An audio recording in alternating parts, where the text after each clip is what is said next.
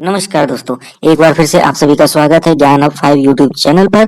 अगर चैनल को सब्सक्राइब नहीं किया है तो सब्सक्राइब कर लीजिएगा, बेल आइकन को हिट करके ऑल जरूर सेलेक्ट कर लीजिएगा, लाइक शेयर कमेंट करना मत भूलिएगा। तो शुरू करते हैं आज का वीडियो। नमस्कार दोस्तों, एक बार फिर से आप सभी का स्वागत है मेरे यूट्यूब चैनल पर। और आज का जो टॉपिक है वो है कि चल अचल संपत्ति का जो ब्यौरा भरना है। ठीक है, यहाँ पर चल अचल संपत्ति का ब्यौरा भरने का एक वीडियो मैं लेकर आया हूँ जो मानव संपदा पर भरने की प्रक्रिया को समझाऊंगा। ठीक है, तो यहाँ पर आपको समझना है एक एक पॉइंट्स कि कैसे मानव संपदा पर आप ये अचल और चल संपत्ति को भर सकते हैं। तो शुरू करते हैं। सबसे पहले आपको गूगल ओपन करना है। इस गूगल के अंदर टाइप करना है मानव संपदा की वेबसाइट, जिसे हम EHRMS के नाम से, और यूपी के लिए यूपी की वेबसाइट होती है, जहाँ EHRMS यूपी लिखेंगे और नीचे की तरफ आएंगे तो आपको एक वेबसाइट यहाँ दिख जाएगी। देखिए यहाँ पर नीचे की तरफ आप जाएंगे, फिर से देखते हैं ये इस वेबसाइट पर क्लिक करना है, जिससे कि EHRMS यूपी स्टेट का ओपन होगा। यहाँ पर मैंने क्लिक किया, ये होम पेज ओपन हुआ। ये होम पेज है EHRMS की वेबसाइट का। ठीक है, अब इस पर बात करते हैं कि कहाँ से लॉगिन प्रक्रिया अपनाएंगे और लॉगिन के बाद का। तो पहले लॉगिन के लिए समझते हैं कहाँ ऑप्शन मिलेगा। अब आप देख सकते हैं इस वेबसाइट पर ही राइट साइड में आप EHRMS लॉगिन लिखा हुआ मिलेगा। इस EHRMS लॉगिन पर आपको क्लिक करना है और लॉगिन की स्क्रीन ओपन होगी। तो क्लिक करते हैं और देखते हैं आगे की स्क्रीन। तो देखिए ये आ गई लॉगिन स्क्रीन। इस लॉगिन स्क्रीन में पहला पॉइंट है यूजर का डिपार्टमेंट, यानी आप अपना डिपार्टमेंट सेलेक्ट करेंगे। यहाँ से यूजर आईडी, जो भी मानव संपदा की एक यूजर आईडी विभाग से प्रोवाइड होती है, मिलती है, वो साथ में नीचे उसका पासवर्ड। देखिए शुरुआती पासवर्ड आपका विभाग की तरफ से बना के दिया जाता है, जिसे आप रीसेट भी कर सकते हैं, यानी उसको बदल सकते हैं, नया बना सकते हैं। वो वाला पासवर्ड आपको यूज करना है यदि जो भी आपका वर्तमान में कार्यरत पासवर्ड है इस मानव संपदा आईडी के साथ।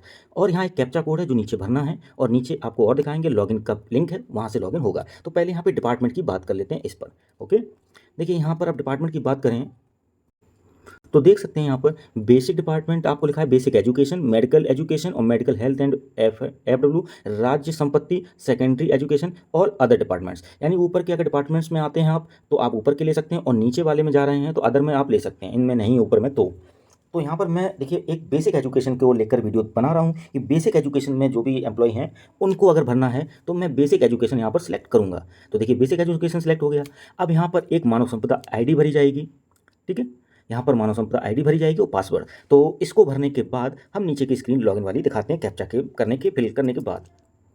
तो देखिए मैंने यहाँ पर अपना डिपार्टमेंट बेसिक एजुकेशन सेलेक्ट किया जैसे, तो उसके बाद मैंने यूजर आईडी मानव संपदा के तौर पे डाली, जो कि 4 डिजिट, 5 डिजिट, 6 डिजिट की हो सकती है, जो भी आपको प्रोवाइड की गई हो। पासवर्ड मैंने अपने इस EHRMS की वेबसाइट का लॉगिन वाला डाला, और यहाँ पर कैप्चा कोड में जो लिखा है वो सेम आपको यहाँ पर टाइप करना है, स्मॉल लेटर कैपिटल लेटर को मैच करते हुए। उसके बाद आपको यहाँ लॉगिन पर क्लिक करना है। यही आप पासवर्ड भूल जाते हैं तो उसको फॉरगेट पासवर्ड के थ्रू रिकवर कर सकते हैं, और प्रॉब्लम हो रही हो रिकवर करने में तो डिपार्टमेंट से आप कॉन्टैक्ट करके हेल्प ले सकते हैं, जहाँ से रिकवरी हो जाएगी पासवर्ड की। अब बात करते हैं कि देखिए लॉगिन पर क्लिक करने के बाद, यानी लॉगिन होने के बाद क्या स्क्रीन आएगी, जहां पर हम करेंगे चल अचल संपत्ति का ब्यौरा दर्ज। तो शुरू करते हैं यहाँ पे लॉगिन की क्लिक और दिखाते हैं अगली स्क्रीन। तो देखिए लॉगिन के बाद की जो स्क्रीन है वो कुछ इस तरह यहाँ डिस्प्ले होगी, जहां पर आप साफ साफ देख सकते हैं ये जो जनरल वाला लिंक है। देखिए यहाँ पर बिल्कुल साफ दिख रहा है ये जनरल का लिंक, ये थोड़ा सा यहाँ पे ये जनरल का जो लिंक दिख रहा है, इस पर ही आपको क्या करना है, क्लिक।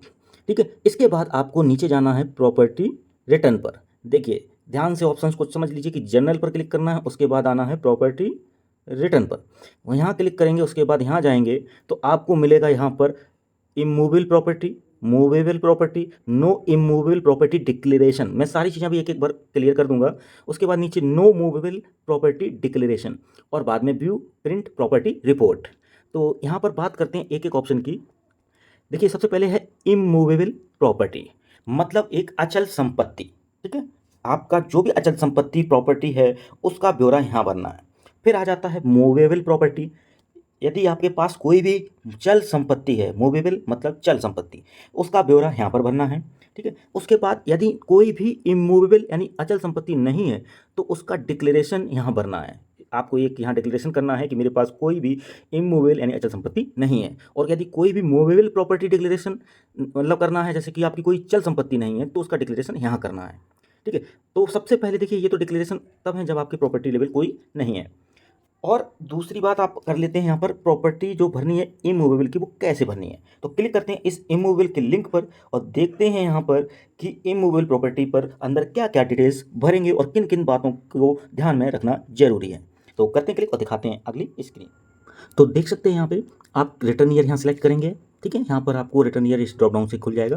प्रॉपर्टी टाइप यहाँ सेलेक्ट कर लेंगे, ठीक है, और एरिया ऑफ प्रॉपर्टी यहाँ फिल करना है, ठीक है। यूनिट्स किस में भर रहे हैं वो यूनिट यहाँ सेलेक्ट कर लेंगे, ठीक है, जैसे square feet, metre, square metre, जो भी एरिया हो देना चाह रहे हैं आप वो। प्रॉपर्टी का नंबर देखिए, सबसे पहले मैं यहाँ पे आपको ईयर सेलेक्ट करके और ये टाइप सेलेक्ट करके दिखा देता हूँ, फिर बाकी चीज़ें आपको सिंपली हैं वो समझा देता हूँ। तो देखिए मैं यहाँ पर रिटर्न ईयर पे क्लिक किया तो आपके सामने 2023 का रिटर्न अगर भर रहे हैं चल अचल संपत्ति वाला जो भी, तो यहाँ पर इमूवेबल है, इमूवेबल, और ये 2023 या 24 जो भी आप भरना चाह रहे हैं इस अचल संपत्ति के लिए, तो वो आप ईयर और सेशन सिलेक्ट कर लें, ठीक है। अब बात आ जाती है यहाँ पर प्रॉपर्टी टाइप की। तो इसमें हाउस बिल्डिंग की भरने जा रहे हैं, या कॉमर्शियल बिल्डिंग की, या रेजिडेंशियल लैंड की, एग्रीकल्चर लैंड की, या कॉमर्शियल लैंड की, या शॉप की। तो जो भी प्रॉपर्टी है आपका टाइप वो यहाँ सेलेक्ट कर लें, ठीक है। तो अगर आपने जैसे रेजिडेंशियल लैंड किया, ठीक है, फॉर एग्जांपल, और यहाँ पर मान लीजिए आपने 17 सेलेक्ट किया, पहले हमने 2023 का भरा ही नहीं अभी तक अगर, तो हम 2023 का पहले फिल कर लेंगे, ठीक है। उसके बाद बाकी डिटेल। और यूनिट्स की बात करें तो देखिए यहाँ यूनिट्स में hectare, square metre, square yard, square feet, ठीक है, इस तरह से सिलेक्ट कर लेंगे। तो यानी हमने अगर स्क्वायर मीटर लिया तो यहाँ पर हम कुछ भी एग्जाम्पल के तौर पर भर सकते हैं, ठीक है। उसके बाद देखिए बाकी चीज़ें सिंपल सी हैं। आप मैंने यूनिट सेलेक्ट कर ही दी नीचे, आप यहाँ पे फिल कर दें कितनी यूनिट्स हैं, प्रॉपर्टी एरिया जो है आपका, और इसमें प्रॉपर्टी का नंबर, जैसे कि रजिस्ट्री नंबर होता है, किसी का खेती होती तो गाटा नंबर भी हो सकता है वो चीज़। तो एक प्रॉपर्टी का जो एक यूनिक नंबर मिलता है रजिस्ट्री के दौरान या लिखा पढ़ी के दौरान, वहाँ से प्राप्त एक यूनिक नंबर वो इनपुट कर देंगे, ठीक है। उसके बाद यहाँ पर कंट्री आप सिलेक्ट करेंगे, ठीक है। यहाँ पर आप स्टेट सेलेक्ट करेंगे, डिस्ट्रिक्ट सेलेक्ट करेंगे अपना, तहसील कौन सी पड़ती है आपकी वो सिलेक्ट, ठीक है। यहाँ पर आपको लोकेशन, ठीक है, सिलेक्ट मतलब यहाँ पे फिल करनी है तहसील, और लोकेशन में आप अपना एरिया डालेंगे, टाउन, विलेज, मोहल्ला जो भी, पिन कोड अपने एरिया का, ठीक है। ऑनर नेम ऑफ प्रॉपर्टी, जिसके नाम से ये प्रॉपर्टी है उसका नाम, ठीक है। हो सकता है ये वाइफ के नाम से प्रॉपर्टी हो तो आप उनका नाम भी फिल करेंगे, ठीक है। यदि आप जॉब कर रहे हैं और आपको ये डिटेल फिल करनी पड़ रही है तो वो वाइफ के नाम से भी प्रॉपर्टी आप यहाँ फिल करेंगे। अब बात आती है ऑनर शेयर, यानी हो सकता है कि देखिए 2 लोगों की ज्वाइंट के नाम पर हो प्रॉपर्टी, लेकिन ठीक है आपको यहाँ 100% ही शेयर भरना है, ठीक है, क्योंकि वो सेल नहीं हुई अभी, ठीक है। इस चीज़ का कोई भी, जैसे क्या होता है, एक स्टाम्प पर अगर बाकायदा शेयर डिटेल्स मेंशन की गई हों, ठीक है, अगर शेयर डिटेल्स मेंशन की गई हो कि 30% इनका है, 50% उनका है, 20% उनका है, तो यहाँ पर डिक्लेरेशन हो जाता है, तब वो चीज़ वहाँ से उठाकर ही फिल हो सकती है। लेकिन जब सिर्फ ज्वाइंट पर प्रॉपर्टी तो है लेकिन शेयर का पार्टीशन नहीं हुआ है, तो आप यहाँ पर 100% ही भरेंगे। अब बात आ जाती है रिलेशन, रिलेशन क्या है, ठीक है। तो ये चीज़ें फिल करनी है। अब रिलेशन में देखिए ड्रॉप डाउन है, यहाँ पे ड्रॉप डाउन में सेल्फ हैं, ठीक है, आप खुद के नाम से ही प्रॉपर्टी है, सेल्फ, हस्बैंड, वाइफ, सन, डॉटर, फादर, जो भी सिलेक्ट कर लेंगे। अब उसके बाद साइड में आपको एक्विजिशन डेट लिखनी है यहाँ पे, ठीक है। एक्विजिशन डेट मीन्स सिंपल सी बात है कि अधिग्रहण मतलब आपके नाम कब हुई है वो, ठीक है, वो डेट यहाँ सेलेक्ट कर लेनी है। और मोड ऑफ एक्विजिशन, ठीक है, यहाँ पर देखिए ऑप्शन सेलेक्ट करके दिखा देते हैं मोड ऑफ में कि एसेंचर्स, ट्रांसफ़र, या गिफ्ट, या परचेज, यानी खरीदी हुई है आपके द्वारा स्वयं, ठीक है, तो आप यहाँ परचेज ले लेंगे। किसी के द्वारा गिफ्टेड है तो यहाँ, या ट्रांसफ़र हुई है तो यहाँ, और एंसेस्टर्स मीट हो जाएगा आपका पूर्वजों द्वारा, ठीक है। तो इस चीज़ को आप सिलेक्ट कीजिए कि किस माध्यम से आपको ये मिली है, ठीक है, यानी आपने परचेज कर ली, ट्रांसफ़र कर ली, या पूर्वजों के द्वारा जो मिली है वो ये। तो यहाँ पर आप सिलेक्ट कर लेंगे अपने हिसाब से, ठीक है। यदि परचेज है तो आप परचेज कर लेंगे। और प्रॉपर्टी सेल्फ ऑक्यूपाइड या रेंटिफाइड, तो यानी सेल्फ ऑक्यूपाइड है या रेंटेड है, तो ये ऑप्शन यहाँ पर सिलेक्ट करेंगे, ठीक है। जैसे सेल्फ ऑक्यूपाइड ले लिया, ठीक है, इस पर ये हो गया। अब प्रॉपर्टी की वैल्यू कितनी है, यदि उससे एनुअल इनकम हो रही है तो आप यहाँ पर भी फिल करेंगे प्रॉपर्टी की वैल्यू यहाँ, और उससे होने वाली यदि एनुअल इनकम है तो यहाँ फिल होगी, ठीक है। नीचे और डिटेल्स हैं, थोड़ी सी देखते हैं। अब देखिए यहाँ पर, ये एक सेकेंड, अब देखिए यहाँ पर नीचे कि प्रॉपर्टी की वैल्यू हो गई, उससे होने वाली एनुअल इनकम हो गई, और रिमार्क में यदि कुछ है चीज़ें जो आपने कॉलम में फिल नहीं की और इनकेस अगर वो रिमार्क में डालना चाहते हैं तो डाल सकते हैं रिटर्न में यहाँ। अब बात आ जाती है ये ऑप्शन, डिटेल्स अगर सारी सही भरी हैं तो आप सेव कर दें, ठीक है। और रीसेट, यानी जो डिटेल्स यहाँ फिलअप हैं उनको खत्म करना है, हटाना है, फिर से कुछ भरना है नया, तो रीसेट कर दें, ठीक है। अब बात आ जाती है कि final lock and view report. तो देखिए फाइनल लॉक मत कीजिएगा इतनी जल्दी और हड़बड़ी में कि कोई भी गलती हो जाए और फिर आप समस्या में हों और उसकी मत फिर आप समस्या का हल खोजने निकले।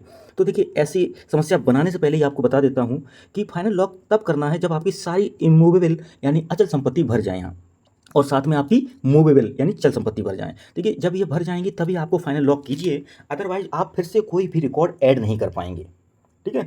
और ऐसा केस अगर आता है कि आपने अगर गलती से लॉक कर दिया और कोई भी एंट्री छूट गई, तब आप अपने ब्लॉक लेवल की जो एडमिन आईडी है उसकी हेल्प से ये चीज़ रीसेट करा सकते हैं, लॉक को पुनः पा सकते हैं और आप डिटेल्स को ऐड कर सकते हैं फिर से न्यू एंट्री के साथ। तो ये गलती ना हो जिससे कि आपको दौड़ भाग करनी पड़े और विभाग को जाके आपको सूचित करना पड़े, वहाँ भी एक परेशानी बने, ठीक है, क्योंकि काफ़ी वर्क होते हैं, तो इस चीज़ को ध्यान में रखते हुए आप चलिएगा। और मैं यहाँ पर जो भी डिटेल्स फिल कर रहा हूँ वो एक सैंपल के तौर पे कर रहा हूँ, ना कि किसी एक रिकॉर्ड को लेके चल रहा हूँ। ठीक है, ये एक एक्सप्लेनेशन है विद सैंपल डेटा। ठीक है, तो यहाँ पर सिर्फ समझाना है, किसी का एंट्री नहीं हो रहा है। अब बात यहाँ पर आ जाती है कि सेव कर देंगे तो ये रिकॉर्ड हो जाएगा, फिर से न्यू रिकॉर्ड यहीं इमूवेबल में जाके अचल संपत्ति का फिर से किसी और एंट्री के लिए किया जा सकता है, सेम प्रोसेस। तो अब आपने अचल संपत्ति देख ली, बात करते हैं सीधा चल संपत्ति की ओर।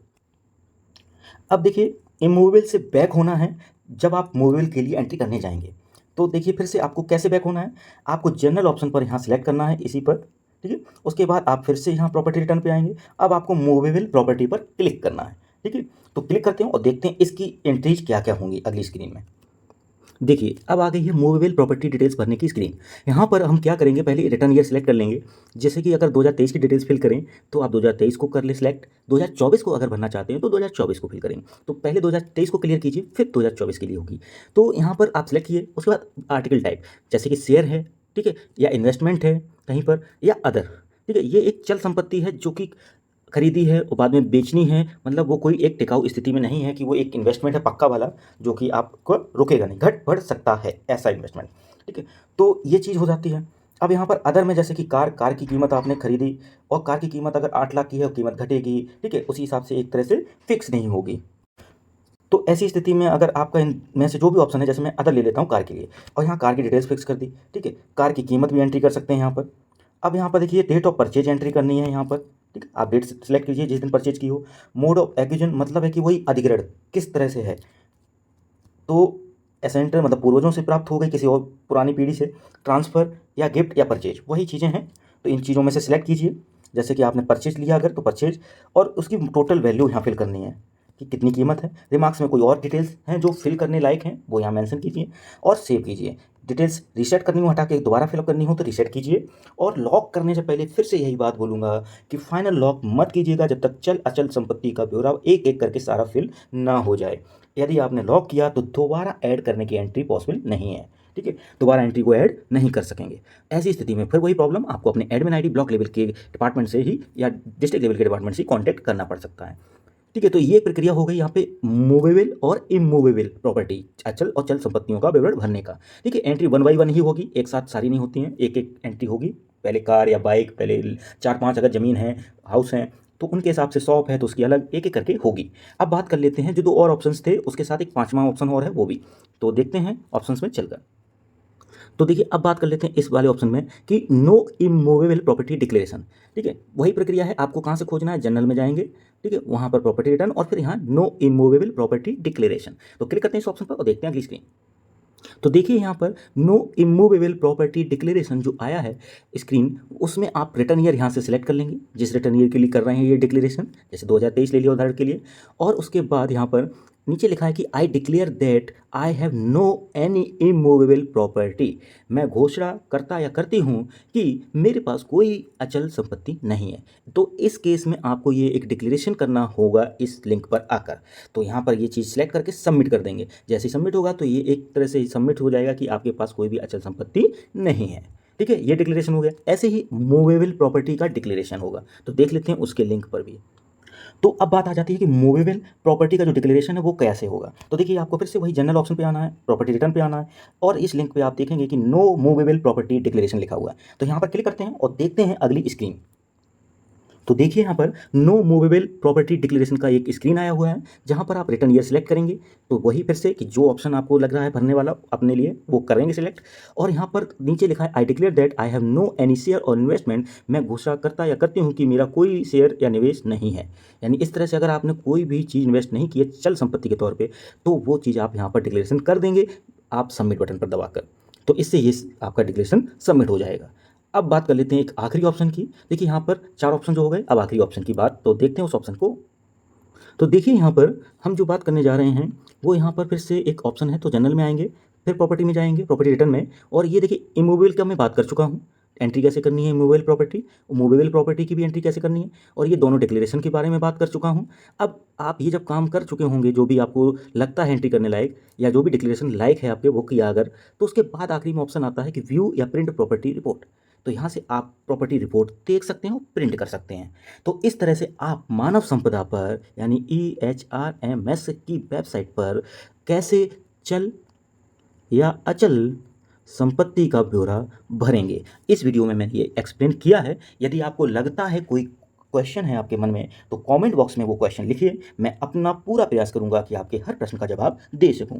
यदि आपको ये वीडियो अच्छा लगा तो प्लीज़ लाइक शेयर और कमेंट जरूर कीजिएगा। यदि चैनल अभी तक सब्सक्राइब नहीं किया हो तो आपसे विनम्र अनुरोध है, चैनल को सब्सक्राइब जरूर कीजिएगा, जिससे कि आगे भी और बेहतरीन वीडियो बनाने के लिए मोटिवेशन मिल सके। तो मिलते हैं फिर से एक और बेहतरीन वीडियो के साथ। आज के लिए बस इतना ही। धन्यवाद। पूरा वीडियो देखने के लिए बहुत बहुत धन्यवाद। चैनल को सब्सक्राइब कर लीजिएगा, वीडियो को लाइक शेयर और कमेंट जरूर कीजिएगा। मिलते हैं अगले वीडियो में। धन्यवाद।